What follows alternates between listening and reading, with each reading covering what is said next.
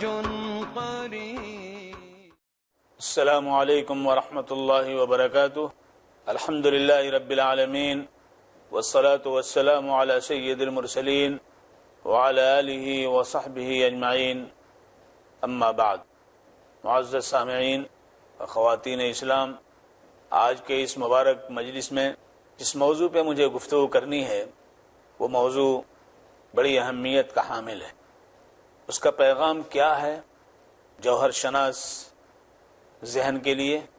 اس میں افادیت کے اور نافعیت کے بڑے اہم پہلو ہیں. وہ موضوع ہے عید الاضحیٰ کا پیغام. عید الاضحیٰ اسلامی تہواروں کا دوسرا نام ہے. اسلام میں صرف دو تہوار ہیں، ایک عید اور دوسری بقرعید، یعنی عید الاضحیٰ جسے کہا جاتا ہے. دو عیدیں اللہ تبارک و تعالیٰ نے حضور صلی اللہ علیہ وآلہ وسلم کے واسطے سے ہمیں عطا فرمایا ہے. ایک رمضان المبارک کا روزہ رکھنے کے بعد کہ اللہ کی توفیق سے ہم نے ایک مہینے کا روزہ رکھا، جس رمضان میں اللہ عز و جل نے اپنی کتاب، اپنا کلام نازل کیا، جس میں اللہ نے ہدایت اور دلائل اور ہماری شفا کا سامان رکھا ہے، اور ایک مہینے تک ہم نے اس پر عمل کیا جو اللہ کا حکم ہے.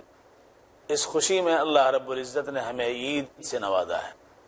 اور دوسری خوشی کہ اللہ تبارک و تعالیٰ نے حج کی توفیق سے ان سعادت مندوں کو بہرور کیا ہے جو کعبۃ اللہ تک جا سکتے ہیں، جو خانہ کعبہ تک سفر کر سکتے ہیں.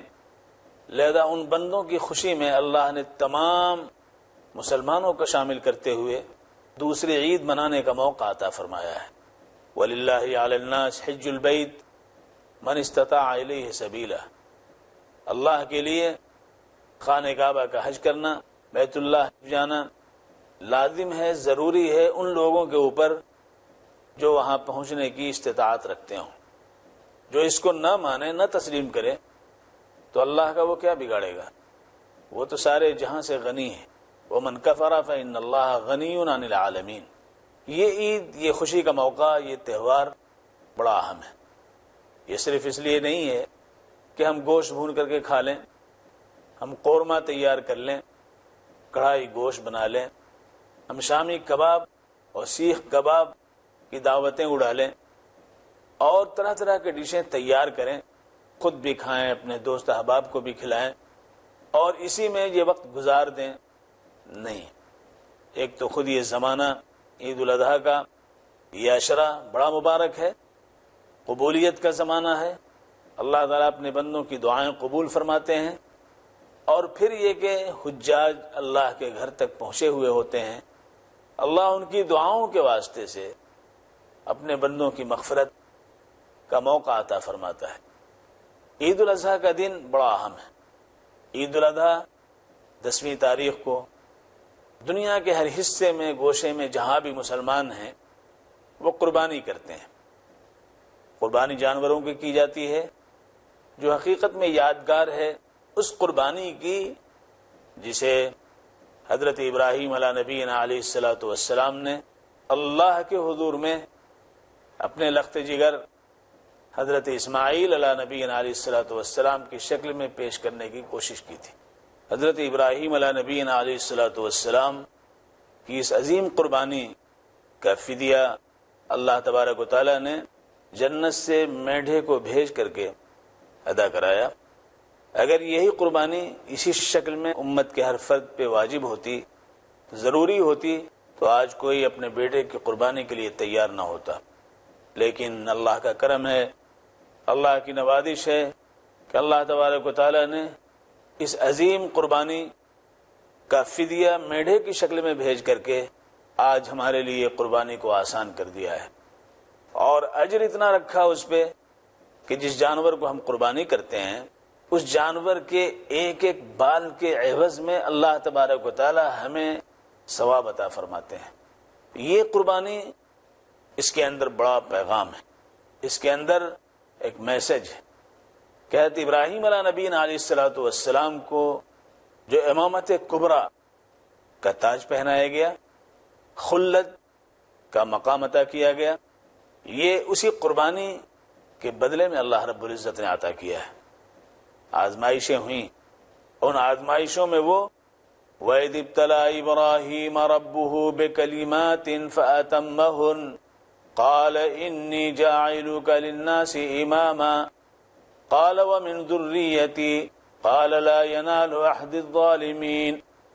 اور وقت بھی قابل ذکر ہے کہ جب آپ کے پروردگار نے ابراہیم کی آزمائش کی کچھ احکامات دے کر کے، اور انہوں نے ان احکامات کی تکمیل کی، ان کو پورا کر کے دکھا دیا، ان پہ کچھ ذمہ داریاں ڈالیں گی، اس کو پورا کیا۔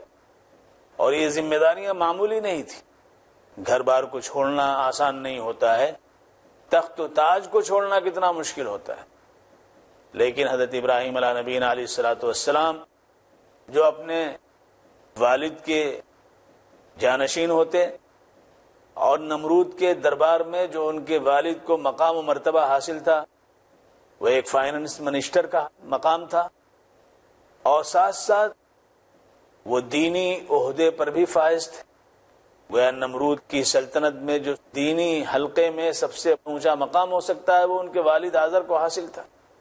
تو حضرت ابراہیم حقیقت میں باپ کی جانشینی کے لیے تیار کیے جا رہے تھے، لیکن اللہ تبارک و تعالیٰ کا منشا یہ تھا کہ وہ اللہ کی مخلوق میں اللہ کے کلمے کو بلند کرنے والے بنے۔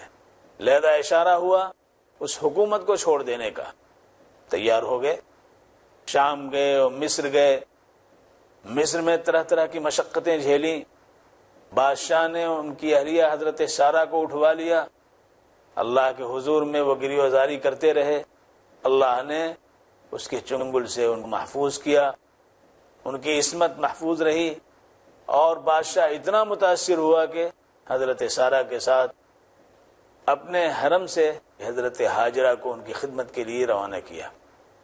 حضرت سارہ نے انہیں آزاد کر دیا، اور حضرت ابراہیم علیہ السلام نے حضرت ہاجرہ سے شادی کی، اور انہی کے بطن سے حضرت اسماعیل علیہ السلام پیدا ہوئے۔ اس وقت تک حضرت ابراہیم علیہ السلام کی عمر 80 سے تجاوز کر چکی تھی، بڑھاپے کی اولاد تھے، اور حکم ہوا کہ اس بچے کو اور ان کی ماں کو مکہ مکرمہ کی اس وادی میں لے آ کر کے چھوڑ دیا جائے جو بیاب و گیاہ وادی، جہاں کوئی متنفس نہیں تھا، جہاں کوئی فرد بشر بستا نہیں تھا، جہاں کوئی مکان کہیں دکان نہیں تھی۔ اللہ کا حکم ہوا اور آپ لے گئے، وہاں چھوڑ کر کے آ گئے۔ جب واپس ہو رہے تھے تو حضرت ہاجرہ پریشان ہوئی کہ یہ چند کھجوریں اور ایک مشکیدہ پانی کب تک ہمارا ساتھ دے گا؟ زندگی کی دہلیز پہ نصرت کے تمام تر اسباب معدوم نظر آ رہے تھے، لہذا انہوں نے کہا کہ ہمیں کہاں چھوڑ کر کے جا رہے ہیں؟ حضرت ابراہیم چلے جا رہے تھے، اور پیچھے سے حضرت ہاجرہ پریشانی کے عالم میں افتاں خیزاں پکار رہی تھیں، ابراہیم کہاں چھوڑ کے جا رہے ہو؟ ابراہیم کہاں چھوڑ کر کے جا رہے ہو؟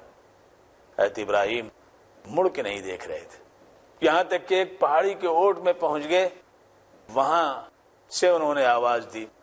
جب حضرت ہاجرہ نے کہا ابراہیم کیا اللہ تبارک و تعالیٰ نے یہ حکم دیا ہے کہ ہمیں چھوڑ کر کے آپ چلے جائیں؟ تو حضرت ابراہیم نے کہا کہ ہاں، اللہ نے یہ حکم دیا ہے۔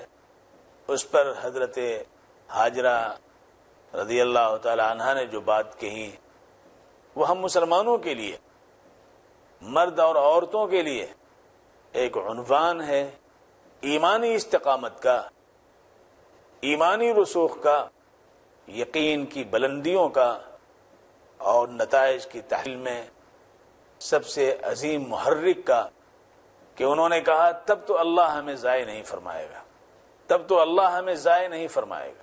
جب اللہ نے حکم دیا ہے تو اللہ ہمارا جو ہے وہ پرسان حال ہے، اللہ ہماری ضرورتیں پوری فرمائے گا۔ اللہ تبارک و تعالیٰ نے زندگی کا سامان مہیا کیا۔ حضرت ابراہیم آتے رہے، جب ذرا وہ بڑے ہوئے، چلنے پھرنے لگے، ماں باپ کے ساتھ دوڑ دھوپ میں لگنے لگے، ساتھ ساتھ ہونے لگے، سامعین، ایک چھوٹے سے بریک کے بعد پھر آپ کی خدمت میں حاضری ہوگی۔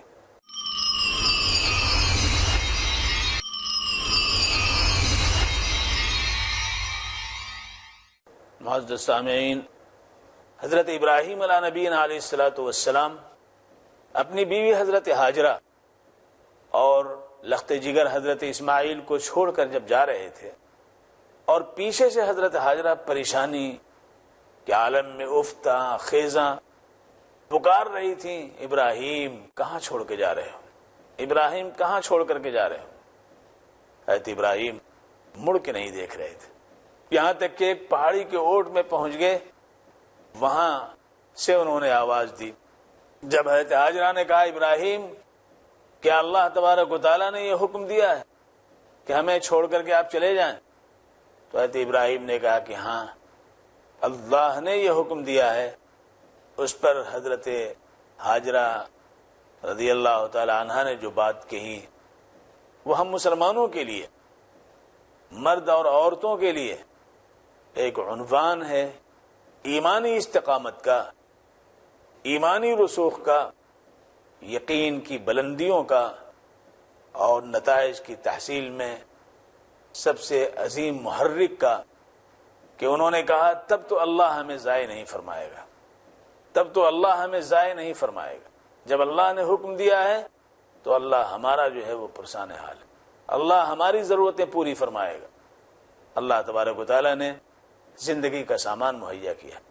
حضرت ابراہیم آتے رہے، جب ذرا وہ بڑے ہوئے، چلنے پھرنے لگے، ماں باپ کے ساتھ دوڑ دھوپ میں لگنے لگے، ساتھ ساتھ ہونے لگے، تو اللہ تبارک و تعالیٰ نے ایک اور آزمائش میں ان کو ڈالا۔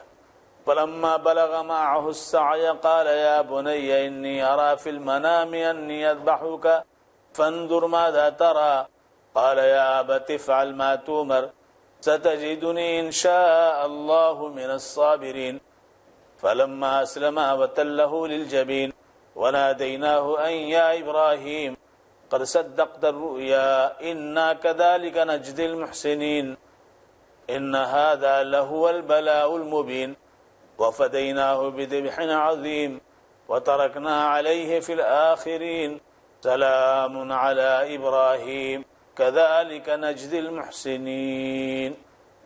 کہتے ابراہیم علیہ السلام نے کہا کہ بیٹے میں نے ایک خواب دیکھا ہے، میں خواب دیکھ رہا ہوں کہ میں تمہیں ذبح کر رہا ہوں۔ فرمانبردار بیٹے نے کیا کہا؟ ابا جان جو آپ دیکھ رہے ہیں وہ کر دیجئے، میں تیار ہوں، میں صبر کروں گا، جو آپ دیکھ رہے ہیں وہ کر دیجئے۔ لہذا اس خواب کو شرمندہ تعبیر کرنے کے لیے حضرت ابراہیم علیہ السلام منا کی وادی میں پہنچے اور وہاں آپ نے حضرت اسماعیل کو لٹایا، چہرے قبل لٹایا اور پھر چھری ان کی گردن پہ رکھ دی۔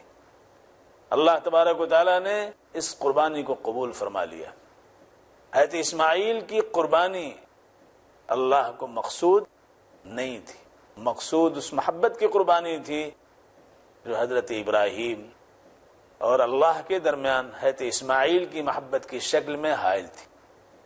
لہذا جب انہوں نے چھری رکھی وہ محبت ذبح کر دی گئی، وہ محبت کی قربانی ہو گئی۔ اب صرف اللہ سے محبت تھی، اسماعیل کے گردن پہ چھری رکھ کر کے اللہ تبارک و تعالیٰ نے اس محبت کی قربانی دلا دی۔ اور یہ پیغام، یہ میسج رہنے والی دنیا قیامت تک کے لیے یہ میسج اور پیغام ہے کہ ایک مخلوق، ایک انسان جو اللہ کا بندہ ہے، اس کی ساری محبت اللہ کے لیے ہونی چاہیے، اللہ کے بندوں سے اس کی محبت کے تابع ہونی چاہیے۔ لہذا حضرت اسماعیل علیہ السلام جب اٹھے تو چھری نے ان کی گردن پہ کوئی اثر نہیں کیا تھا، میڈا ذبح ہو چکا تھا، اللہ تبارک و تعالیٰ نے اسے یادگار بنا دیا۔ تو حضرت ابراہیم کی طرح طرح کی آزمائش، آگ میں ڈالا گیا، آگ جلتی رہی، حضرت ابراہیم محفوظ رہے، اس لیے کہ جس نے آگ کو پیدا کیا ہے اور جس نے آگ کے شعلوں کو جلانے اور تمادد کا وصف عطا کیا ہے، وہ اس سے اس کے وصف کو ٹھنڈک میں تبدیل کرنے پر بھی قادر ہے۔ لہذا اللہ تبارک و تعالیٰ نے آگ کو مخاطب کر کے فرمایا قلنا یا نار کونی بردا وسلاما علی ابراہیم وارادوا به کیدا فجعلناهم الاخسرین، ہم نے آگ سے کہا آگ ٹھنڈی ہو جا اور سلامتی بن جائے ابراہیم پہ۔ لہذا آگ کو لوگوں نے دیکھا جل رہی ہے، اس کے شعلے اٹھ رہے ہیں، لیکن حضرت ابراہیم کو دیکھا کہ وہ محفوظ و سلامت ہے، جیسے کوئی چمن میں گلستہ میں گھومتا ہے، پارکوں میں گھومتا ہے، اس طرح وہ آگ کے علاوہ کے درمیان وہ ٹہل رہے ہیں۔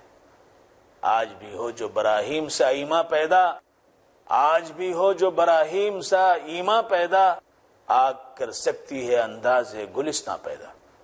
ضرورت ہے اسی ایمان کی۔ قرآن پاک نے یہ واقعات کیوں سنائے؟